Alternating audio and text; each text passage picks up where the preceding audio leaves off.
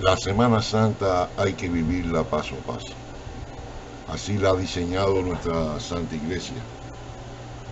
El plan de salvación de Dios es perfecto y su tiempo es perfecto. Y para que lo entendamos, primero tenemos que estar convencidos de nuestras limitaciones para asimilar la sabiduría divina. Luego, debemos interiorizar que nunca podremos entender en su totalidad el plan de Dios. Y la mayoría de las veces tenemos que aceptarlo convencidos de su amor y de su misericordia.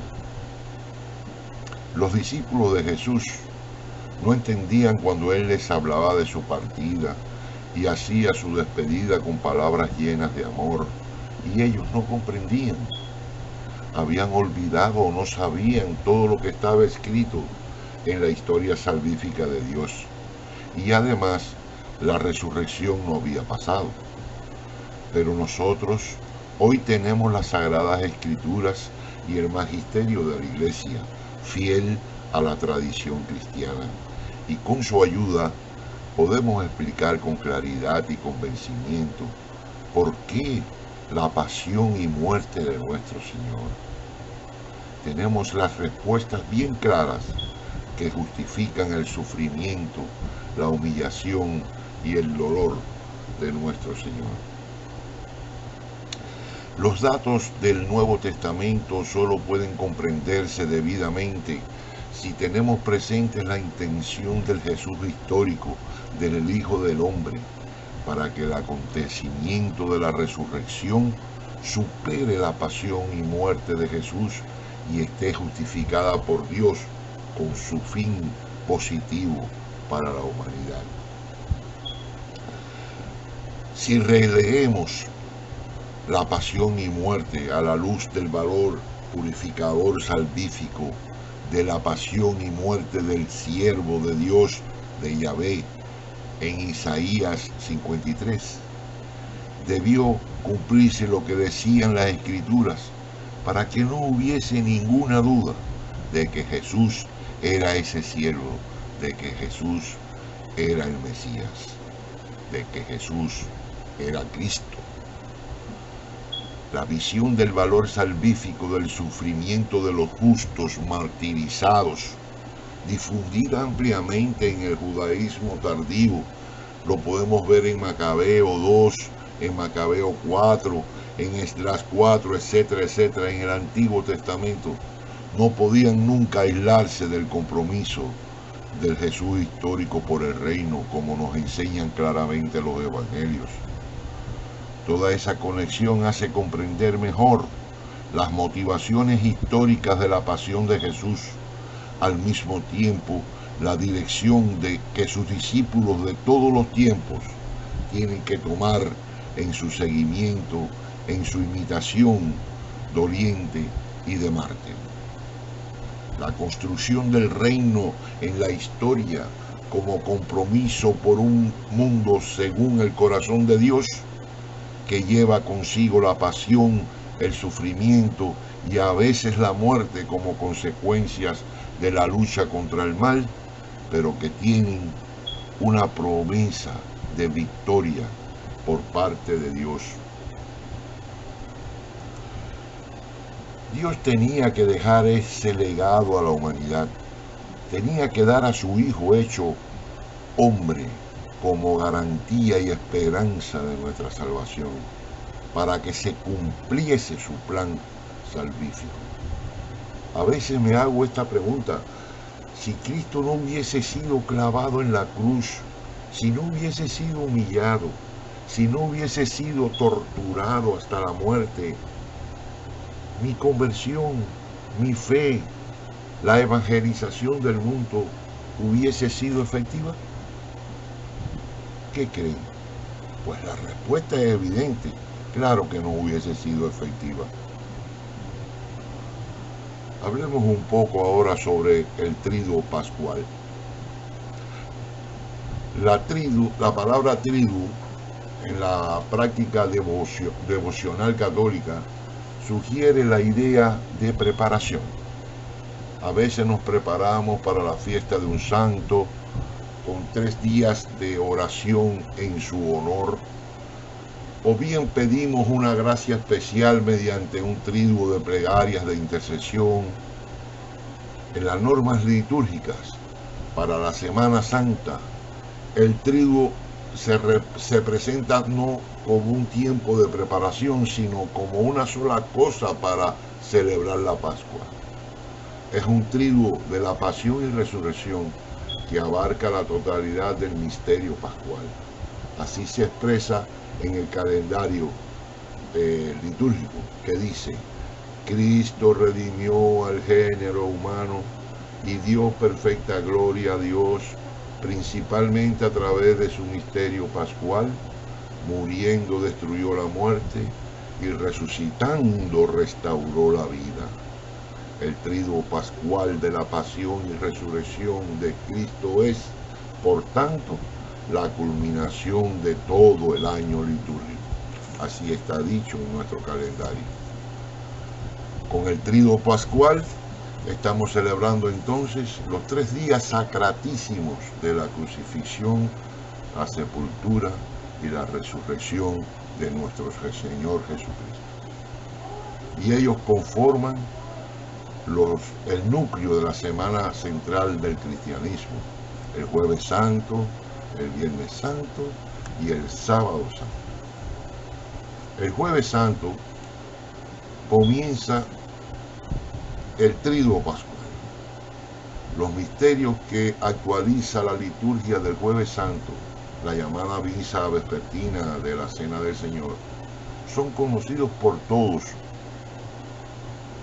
Y este año precisamente que estamos viviendo la Semana Santa única, la Iglesia se dedica a considerar la acción del Espíritu Santo en nosotros para que en cada hogar prevalezca la dimensión espiritual tanto de la Eucaristía como del amor fraterno.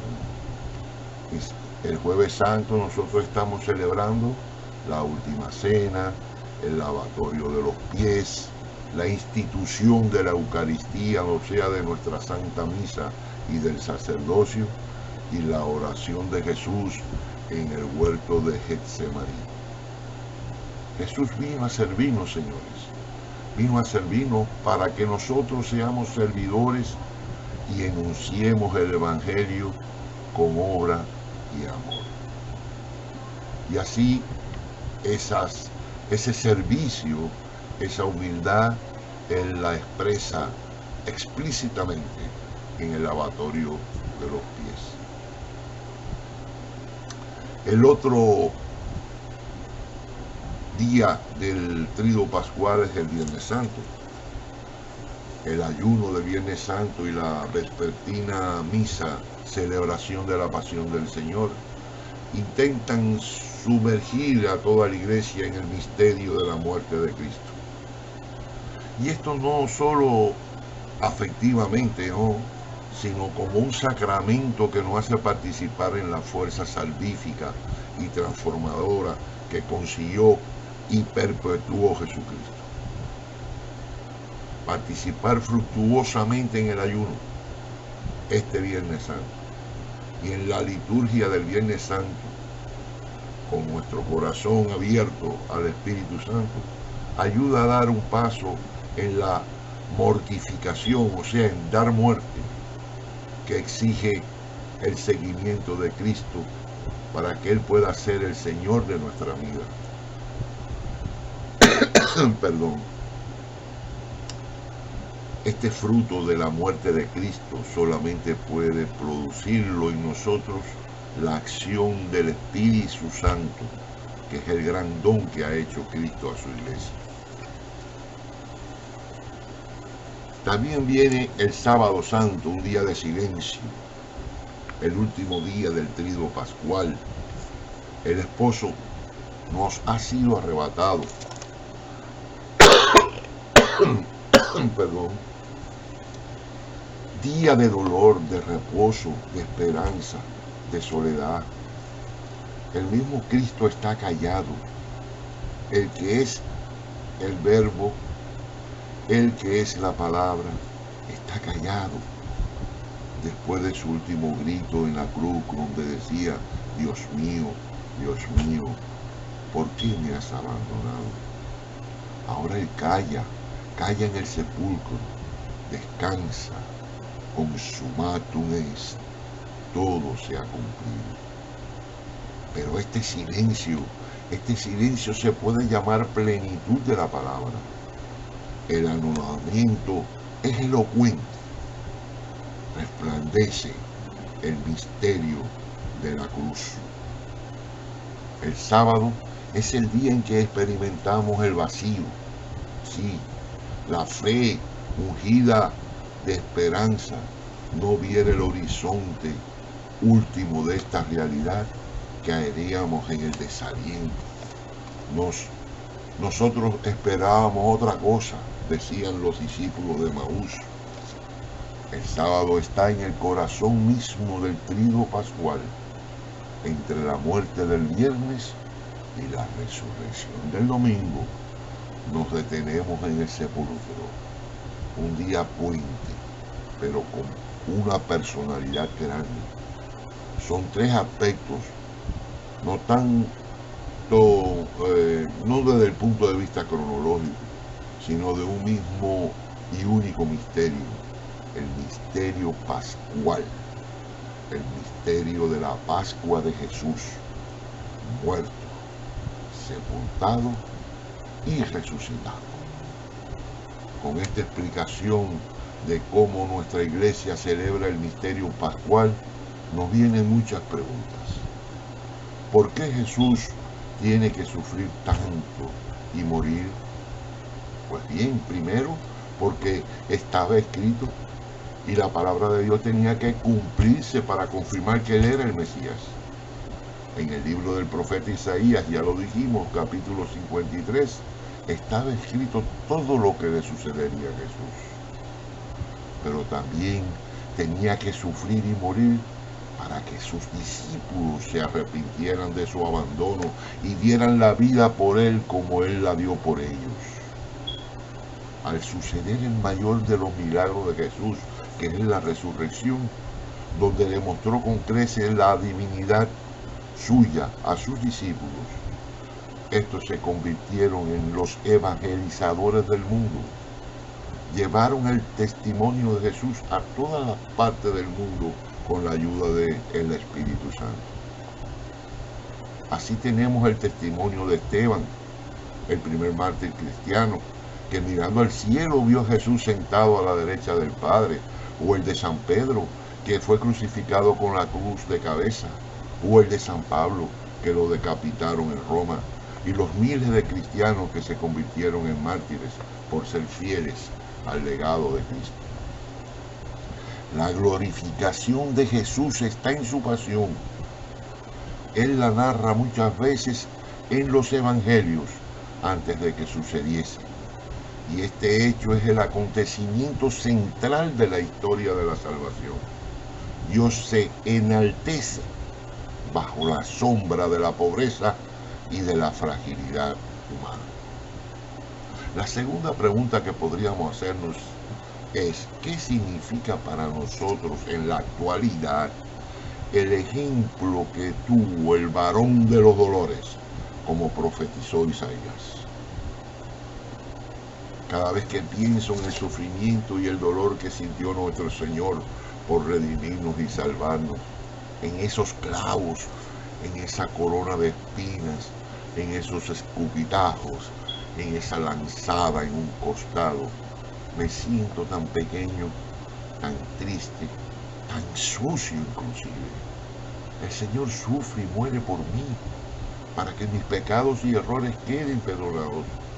Y yo pensando en cosas banales de este mundo, en mis penas, en mis problemas, en esta pandemia, en fin, en cosas tan superfluas comparadas en lo que pasó mi Señor por mí, por amor y para servirnos. Terminemos con un pensamiento del Papa Francisco en la catequesis que hizo ayer miércoles santo sobre qué está haciendo Dios con nuestro dolor. Él dijo en unas de sus intervenciones: Contemplando a Jesús en la cruz, vemos el rostro de Dios que se revela como es, omnipotente, pero en el amor, porque Él es el amor, que no condena, sino que abre sus brazos para abrazar nuestra fragilidad y la transforma en vida nueva.